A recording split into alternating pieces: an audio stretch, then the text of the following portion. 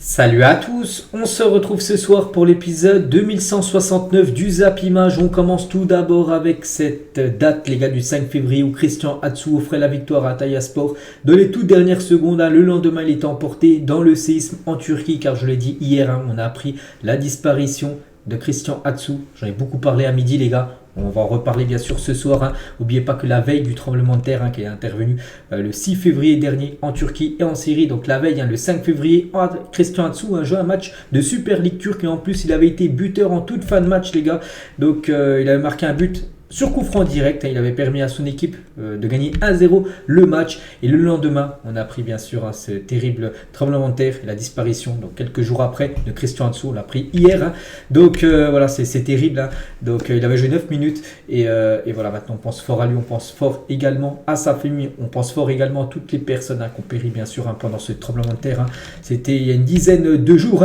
Et à la suite du décès de Christian Atsu, Antalya Sport a successivement annoncé le décès aussi de la cuisinière, l'entraîneur des gardiens, un joueur de l'équipe U15, un joueur de l'équipe U14 et un intendant du club qui le repose tous en paix. Donc c'est une véritable tragédie, les gars. Donc voilà, toutes ces personnes ont péri pendant ce tremblement de terre du côté de la Turquie et en Syrie bien sûr. Donc voilà, c'est tout simplement une catastrophe. On pense fort à eux. On va parler de Manchester United. Le groupe Ineos a confirmé l'offre de rachat de Manchester United dans un communiqué. Vous savez qu'il y a quelques sociétés qui aimeraient racheter Manchester United. J'en ai parlé à midi, du Qatar, QSI qui aimerait racheter Manchester United. La même chose pour le groupe Ineos. Donc officiel, voilà, dans un communiqué, Ineos confirme l'offre de Sir Jim Ratcliffe, donc le propriétaire de Nice, mais il aimerait également aussi acheter notre club, donc l'équipe de Manchester United. Donc voilà, le communiqué officiel de Ineos pour bien sûr acheter cette équipe de Manchester. Et aussi l'ancien propriétaire de l'AC Milan, Elliott, a transmis une offre surprise de dernière minute pour la reprise également de Manchester United. Cette offre ne comprend cependant pas la prise totale du contrôle du club. En gros, c'est pas 100% qu'ils aimeraient acheter, c'est des parts du club, je sais pas marqué. Les parts peut-être 20, 30, 40, 50% de Manchester United, mais voilà, 3 sociétés, donc Elliott, la société Ineos et le Qatar, donc USI aussi, qui sera intéressé pour le rachat de Manchester United. N'oubliez pas qu'actuellement Manchester United appartient à la famille Glazer. C'est les deux personnes avec la cravate rouge, les 2 lunettes, c'est des jumeaux en gros. Selon un membre de Manchester United en interne, les Glazer, donc la famille et les 2 frères, n'iront nulle part s'ils n'obtiennent pas le maximum d'argent. Donc eux sont ouverts à la vente de Manchester. On en parle déjà depuis pas mal de mois, mais voilà, ils essaient d'en tirer le maximum d'argent pour vendre cette équipe de Manchester United. Donc les Glazer réclament entre 6 à 7 milliards de livres sterling pour vendre Manchester United. Donc là, les dernières offres, j'ai vu beaucoup d'offres aux alentours des 4,5 milliards de livres. Là, les gens parlent en milliards, on parle même plus en millions. Et en gros, ils aimeraient quasiment le double. Donc, est-ce que ça va être accepté par les personnes qui aimeraient acheter cette équipe de Manchester? Je ne sais pas, mais voilà pour l'instant ce qui se dit concernant cette équipe des Red Devils. Ce soir, donc là, j'ai sorti un peu la vidéo avant les matchs de ce soir. Mais ce soir, vous savez qu'il y a Toulouse contre l'équipe de Marseille. Regardez l'affiche du match Toulouse-OM postée par Toulouse, par le site officiel du TFC en référence au rappeur marseillais Jul. Le match est lancé. Donc, c'est plus le signe de Jul. En gros, c'est le 3-1.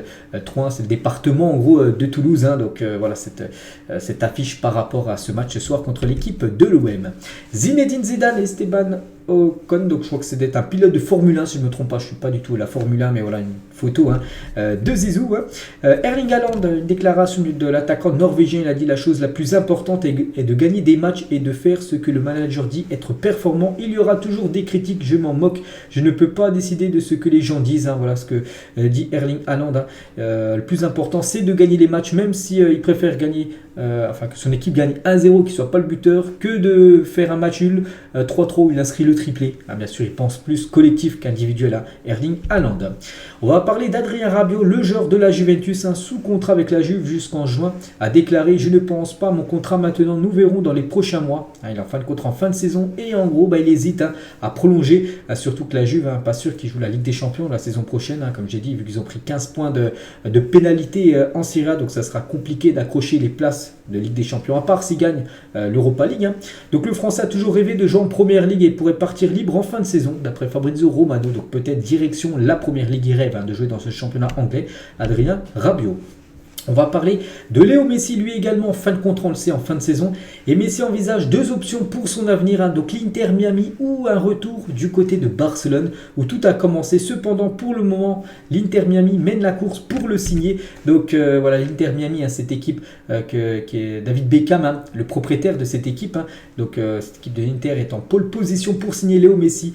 Sa famille imagine un avenir là-bas. Donc voilà, s'il venait à quitter l'équipe du Paris Saint-Germain, deux options, soit un retour à Barcelone, soit l'Inter Miami, ce serait plus l'Inter Miami, son futur club bien sûr, s'il venait à quitter cette équipe du PSG. Pour l'instant, c'est pas ce qui va trancher, mais voilà, s'il quitte Paris, ça sera certainement pour la MLS, Léo Messi.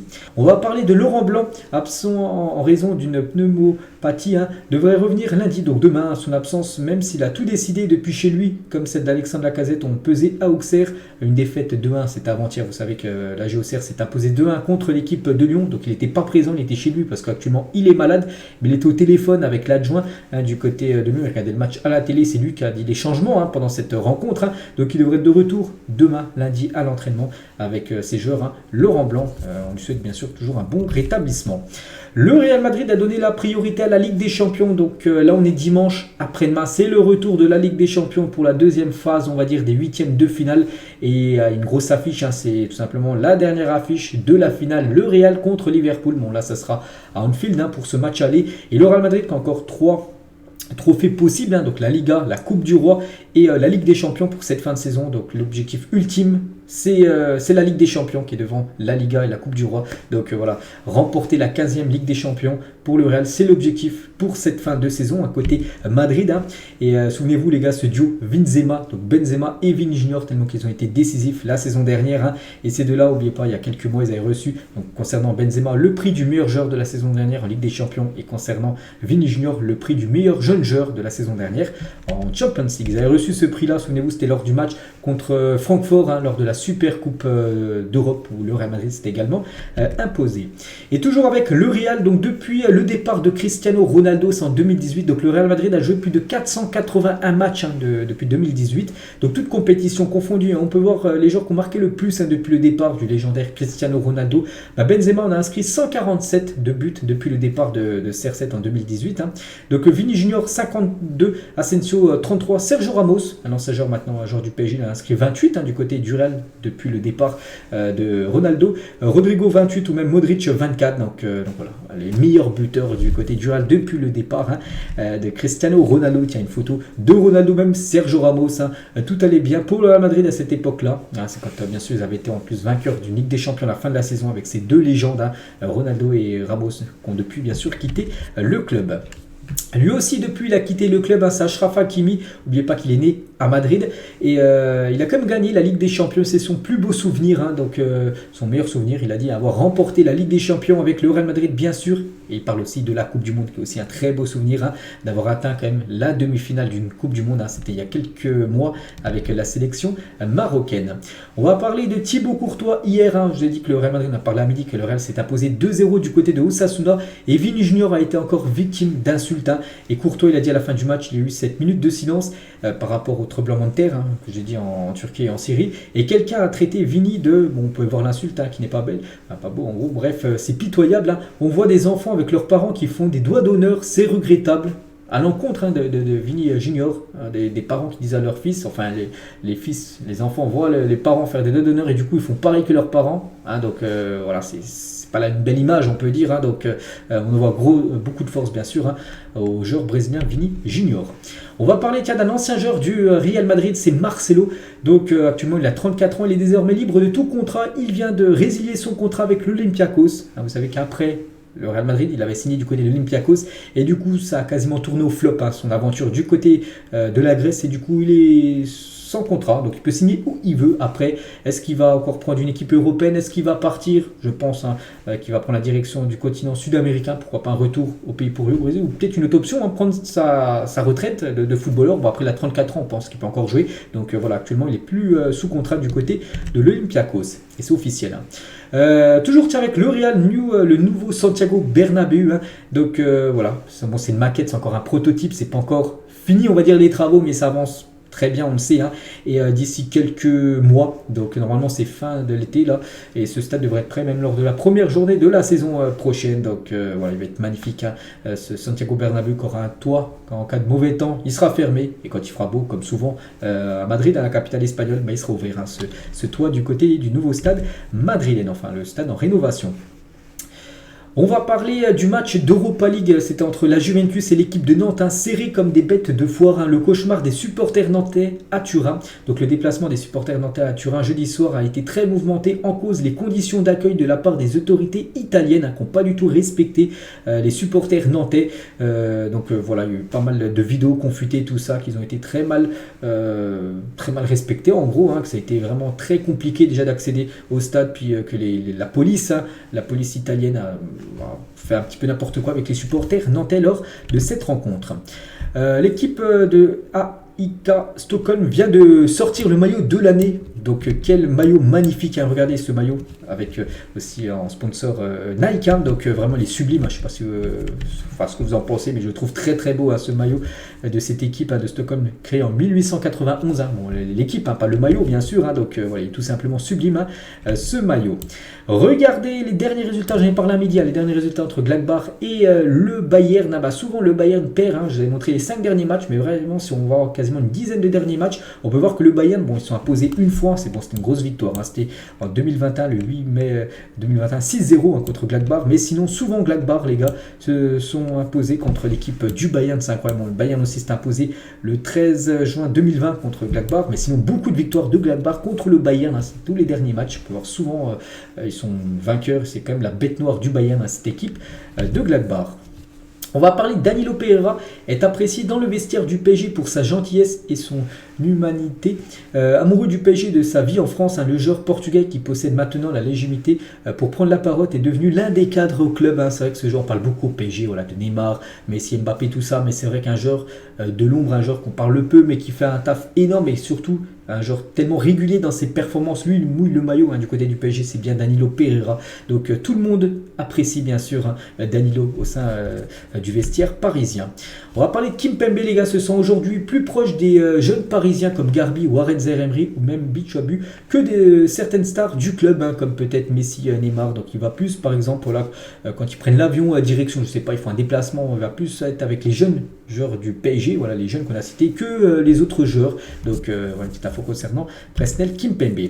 On va parler cette fois-ci de Sadio Mané, très bonne nouvelle, hein, pour le joueur sénégalais, aussi pour le Bayern Munich. Ce qu'on a annoncé, c'était il y a quelques jours, hein, que normalement dimanche, donc aujourd'hui, il devait être de retour à l'entraînement, et il est de retour à l'entraînement après la défaite hier. Donc aujourd'hui, il y a un entraînement bien sûr pour le Bayern, et il était de retour à l'entraînement collectif du Bayern Munich, Sadio Mané. Donc très bonne nouvelle déjà pour lui, pour le Bayern, pour tout le monde, hein. Donc on pourrait le voir là, lors du prochain match du Bayern Munich, et il sera certainement présent, enfin c'est quasiment sûr s'il n'y a pas de blessure pour lui, lors du match le 8 mars prochain contre le PSG, lors du match retour.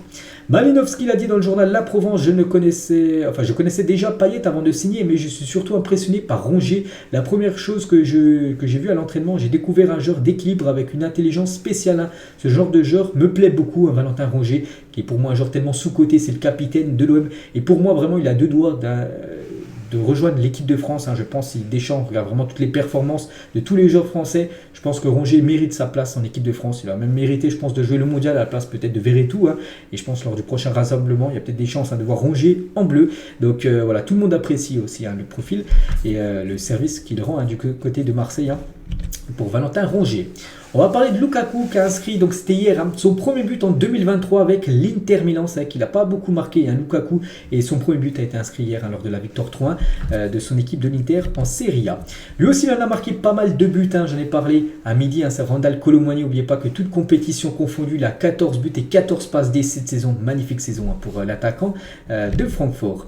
Et Kolo Muani, souvenez-vous, qu'avait heurté, on va dire, la cuisse, hein, ou même c'était le mollet, hein, de Martinez lors de la dernière Coupe du Monde. Regardez cette photo montage, hein, contexte football, hein, où la célébration de Martinez, mais cette fois-ci c'est bien Jorginho, parce que Jorginho lui a marqué un magnifique but hier, hein, avec qui a touché la barre, puis du coup ça a fait tête, ça est revenu sur Martinez, sur sa tête, et du coup ça fait but contre son camp de Martinez. Voilà, une petite photo montage, on va dire, hein, lors de ce but hier. Des nouvelles de Robinho, les gars, est toujours réfugié au Brésil. Donc il a jusqu'ici été épargné en raison de la constitution brésilienne qui interdit l'extradition de ses ressortissants. Donc l'Italie et Milan insistent pour qu'il revienne en Italie afin de purger sa peine de 9 ans de prison pour viol, parce qu'il est accusé de viol. Et normalement, il doit faire de la prison en Italie. Mais le problème, c'est qu'il est au Brésil. Et voilà, le Brésil ne veut pas lâcher Robinho, enfin, ne veut pas qu'il retourne en Italie faire cette peine de prison. Donc voilà actuellement la situation de l'ancien joueur de l'AC Milan, même de l'équipe du Real Madrid.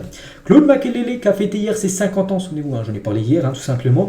Et une petite info concernant Makelele à l'époque quand il avait joué avec son équipe de Chelsea contre le grand FC Barcelone et contre Ronaldinho. Il a dit Zidane c'est un artiste, chaque dribble qu'il faisait c'était pour amener un plus offensivement. Par contre Ronaldinho à un moment il commençait à abuser. Tu te rappelles lors de Chelsea-Barça quand il arrive et bloque le ballon et je lui ai dit petit, je préfère que tu viennes et que tu me dribbles dans de bonnes conditions, mais tous tes trucs de PlayStation là, donc voilà les petits ponts, les coups du sombrero, c'était pas possible. Pour Claude Makelele, il a dit moi je vais t'envoyer à l'hôpital si tu me fais un dribble comme ça, un petit pont ou un coup du sombrero, tu me fais pas ça. Voilà ce qu'il a pu dire. Qu'est-ce qu'il a fait après? Donc il a donné son ballon et il a dit excuse-moi vieux père. Donc voilà ce qu'avait dit Ronaldinho. Bien sûr à Claude Makelele, donc il n'avait jamais dribblé parce que sinon Makelele allait lui déboîter les jambes. Bon bref, hier il a fêté ses 50 ans. Makelele bien sûr, une légende du football. Emmanuel Petit, les gars, sur la Fédération française de football, il a dit « Je suis scandalisé, ouvrons les élections aux licenciés ». Donc pour élire les dirigeants de la FFF, donnons la parole aux licenciés, à ceux qui font le football français tous les week-ends, aux bénévoles. Donc on leur manque de respect en gros dessus du matin au soir. C'est vrai que pourquoi? C'est vrai que c'est très bien ce qu'il dit.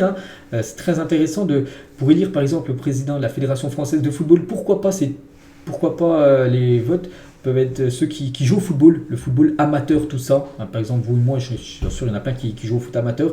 Et en gros, on pourrait donner notre voix par rapport au président de la FFF et pas que ça soit élu par rapport entre eux, on va dire. Donc, je pense que vous avez compris. Donc, c'est vrai qu'il a entièrement raison, Emmanuel Petit. On va parler d'Arnaud Calimundo, l'ancien joueur du PSG qui avait été prêté, souvenez-vous, à Lens la saison dernière. Il a réalisé une belle saison, mais cette saison, il est prêté. Enfin, il n'est pas prêté, il est plutôt vendu à l'équipe de Rennes. Et c'est pauvre, ses stats. Surtout qu'il a été acheté pour plus de 20 millions d'euros l'été dernier. Et pour l'instant, il a seulement 4 buts inscrits depuis le début de la saison. C'est vrai qu'on parle très peu à cette saison d'Arnaud Calimundo. Pourtant, il a fait une magnifique saison dernière. Aucun flow, 100% de talent. Aucun flow, c'est que le style vestimentaire assez pauvre. Mais voilà, beaucoup de talent sur cette photo qu'avec que des légendes du football. Avec Kaka, Messi, Xavi, Iniesta ou même Cristiano Ronaldo. Classer ces joueurs par ordre de talent. Donc là, c'est compliqué. Pour vous, lequel est le meilleur, le meilleur, plus gros talent jusqu'au moins bon talent, même si ça reste 4 légendes. Donc voilà, il faut faire des choix. Je partirais sur Zidane en premier. Bon, peut-être parce que les Français, puis voilà, j'apprécie plus Zidane que les 3 Brésiliens. Mais bon, j'apprécie les 4. Donc je mettrais Zizou, après je mettrais Ronaldinho 2e, R9 3e et Kaka 4e. Bon, il faut faire des choix. Et c'est mon choix. Vous le reconnaissez, bon là je pense que c'est plutôt simple. Voilà, c'est Sergio Ramos bien sûr. Bon là c'est beaucoup plus compliqué. Vous reconnaissez ce genre de l'équipe de France. Même moi je sais même pas c'est qui. Je suis allé regarder les commentaires sur cette publication de Footballlog et j'ai pas vu de réponse en gros. S'il joue en équipe de France, peut-être Pavard, je sais pas. Donc s'il y en a qui savent, n'hésitez pas à mettre en commentaire. Je sais pas, peut-être Pavard, Griezmann. Je mettrais plus Pavard. Et pour finir cet épisode. À quel joueur pensez-vous en voyant ce maillot du Real Madrid? C'était lors de la saison 2017 à peu près, voilà par là. Bref, ce maillot bleu, c'était le maillot extérieur du Real Madrid. Moi, j'ai pensé directement à ce joueur, Cristiano Ronaldo, avec les mèches blondes à l'époque. Donc, n'hésitez pas à mettre, mettre en commentaire, vous avez pensé à qui en voyant ce maillot madrilène. Donc, voilà les gars ce qu'il va dire. J'espère que ça vous a plu. On se retrouve demain. Demain midi, on parlera de tous les résultats de cette journée dimanche. Et moi, je vous laisse. Bonne soirée à vous et à demain.